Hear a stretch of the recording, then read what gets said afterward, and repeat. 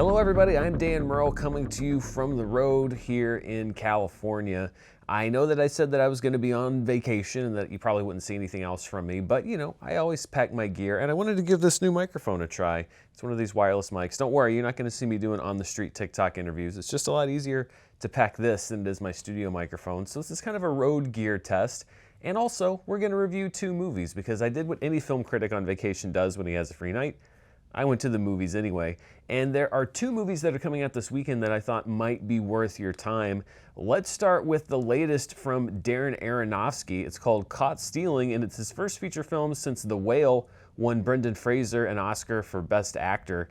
Now, fans of Darren Aronofsky might be surprised at first that he directed this particular movie, because it is probably the most stylistically maybe unlike anything he's done before. Definitely tonally, it may seem like the most mainstream Darren Aronofsky movie, but I think it becomes apparent as the movie goes on why he might have been drawn to this material. Caught Stealing is written by Charlie Huston based on their book of the same name and follows Hank, played by Austin Butler, a former aspiring Major League Baseball player who spends his time running from the past and tending bar in 1998 New York City, where he's beginning to form a relationship with a paramedic named Yvonne, played by Zoe Kravitz.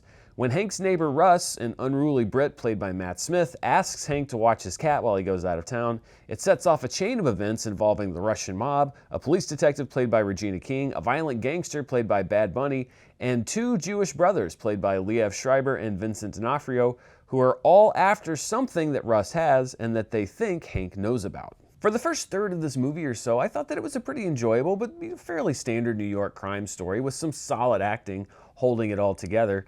But then the story starts to take one turn after another that I did not see coming. And eventually, I had no idea where the movie was going, what was going to happen to any of the characters. It's a story that I got more interested in as we got toward the end, not less interested because I already knew where it was going, and I think that that's what a good story does. It's appropriate that this movie is set in 1998 because this feels like the kind of movie that we would get back then, back when I was, 15, 16, 17 years old. This sort of gritty urban crime drama with a big sprawling cast of characters and all of the stories that are interconnected and you're trying to figure out how they all link to each other. It's a movie that's reminiscent of early Guy Ritchie or of movies like Payback starring Mel Gibson, which came out in the late 1990s. I liked those movies then, and I liked this movie now. It's sad that it feels like a throwback because we did get these things quite often, and there doesn't seem to be as big of a market for them anymore. So many movies try to do the intricate web of crime premise,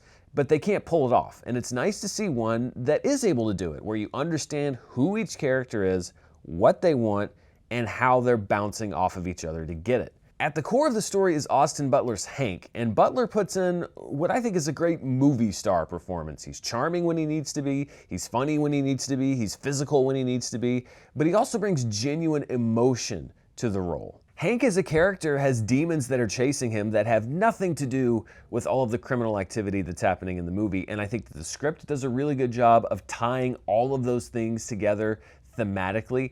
And Austin Butler he's really good in this movie. And I think that, he's made his name so far with kind of, I don't want to call them novelty roles, but very specific roles. We're talking about Elvis, we're talking about Fade Routha. And what he does in this one is to give a really good, dramatic, grounded performance for a character who is also, just quote unquote, a normal guy. It really shows that he has the ability to play just about anything, including what some people might consider a more standard role. The performances are strong across the board, and we even get a bit of royalty in the New York is Crazy genre, with Griffin Dunne, star of Martin Scorsese's After Hours, playing a supporting role as Paul, Hank's boss at the bar.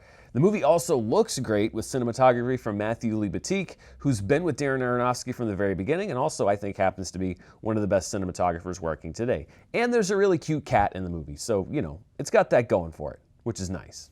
If Caught Stealing had come out in the year that it's set, in 1998, this is the kind of movie that probably would have opened #1, hung around the box office for, 6 weeks or 8 weeks, made $70 or $80 million, a nice sum of money, and then had a really long life on home video. It's the kind of movie that your friend would come up to you on a Monday after going to Blockbuster the weekend before and saying like, hey, you know what I rented this weekend? That movie Caught Stealing. Did you see that? That was a really good movie. I liked it a lot. It's the sort of movie that you don't really see that much anymore, at least not theatrically. I hope that it finds an audience theatrically, even though that market is getting smaller. And if it doesn't, I hope that it does find an audience eventually on streaming, because in the way movies work today, this is a film that would be very easy to overlook, but I don't think that it should be overlooked because this is a really good movie, just a good, solid story, solid acting, good directing. I don't really have much negative to say about it. And when we're looking at my personal scale, I can't really think of many reasons not to recommend the film. It's solid all around. I really appreciate the work that went into the story and the script. So you know what? I'm giving it a low grade see it now, even though I'm worried that precious few will actually see it now in theaters. Next up, we have a very different movie. It is a remake of a classic film from B-movie cinema, The Toxic Avenger from Troma. This one has been a long time coming. It was shot 4 years ago, debuted at Fantastic Fest 2 years ago, and is just now making it to theaters. It's being hyped very much for being unrated, though I have to say it doesn't really push the envelope nearly as much as the Terrifier movies did. There's plenty of blood and gore, don't get me wrong, but I don't really see a whole lot in this movie that says to me that the ratings board would have had massive problems with the movie. I think it's a bit of a marketing gimmick, which, to be fair, kind of fits the bill. Peter Dinklage plays the incredibly named Winston Goose, a janitor at a shady conglomerate run by Kevin Bacon's delightfully evil Bob Garbinger. When Winston is diagnosed with a terminal condition of the brain that goes unheard in the movie, it's actually kind of a funny joke, and finds out that his company insurance doesn't cover it, a series of bizarre circumstances leads him to become transformed into the Toxic Avenger, a superhero who can melt and deform flesh with one swipe of his similarly toxic mop. Jacob Tremblay plays Winston's stepson, who was already trying to find his place in the world before his dad became a mutant. Taylor Page plays JJ, a former employee looking to blow the lid off of her employees' shady business practices. And Elijah Wood transforms into Fritz Garbinger, an enforcer who looks like he's already suffering from the effects of toxic waste. I love what Elijah Wood does with his career. What I like about this movie is that this is not a Hollywood studio remake of a B movie where they're trying to infuse the sort of, I don't know if you want to call it corporate soullessness, but oftentimes that's what you get, into something that is inherently not supposed to be that. This is still Troma, and this is their new take on one of their old classics. And believe it or not, it actually does have something to say about the modern healthcare system, about the way that corporations will enrich themselves at the expense of the environment and the expense of normal people. But this isn't a message movie. It's also packed with jokes and a lot of big, over-the-top, gross-out, and gore moments. And it has a sense of absolute insanity.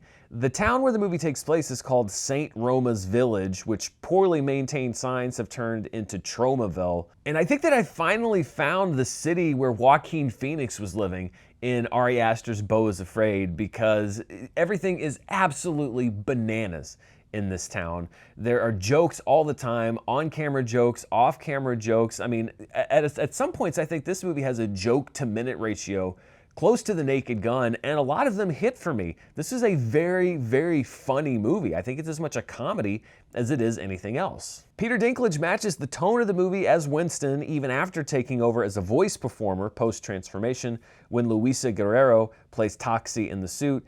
And Kevin Bacon was a great choice to play the villain, full of impotent rage and completely devoid of any sort of compassion or regard for his fellow man. This is the kind of movie that is going to be either very much your vibe or not on your frequency at all. And you need to know what kind of movie it is going in. It was on my frequency because I do enjoy this kind of movie. It is a film for midnight movie lovers, for fans of the absurd, for people who don't mind a complete non sequitur if it heightens the atmosphere of insanity, and of course people who don't mind seeing a man's face get ripped off with a toxic waste-infused mop.